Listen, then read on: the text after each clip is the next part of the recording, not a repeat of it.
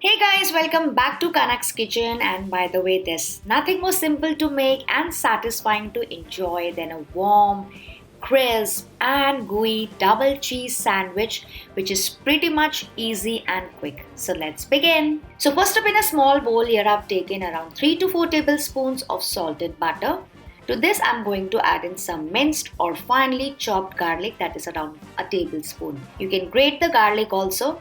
Next goes in some fresh parsley, some red chili flakes, that is around half a teaspoon. If you want, you can also add some mixed herb seasoning here. Mix everything well, and that's it guys, your garlic butter is ready.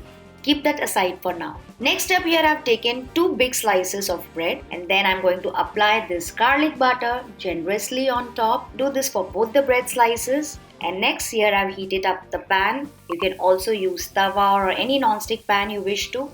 And then I'm going to toast this bread slice. So what I'm doing, I'm keeping the buttered side down and let it toast for about 2 to 3 minutes on low to medium flame until it is slightly golden brown and crispy.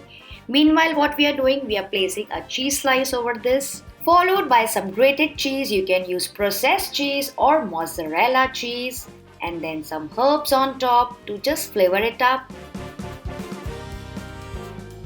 And then I'm going to top it up with another bread slice with the buttered side facing top. And then cover and cook on the lowest flame for another 2 more minutes or until the cheese is nicely melted. Now let's remove the lid and then flip it up.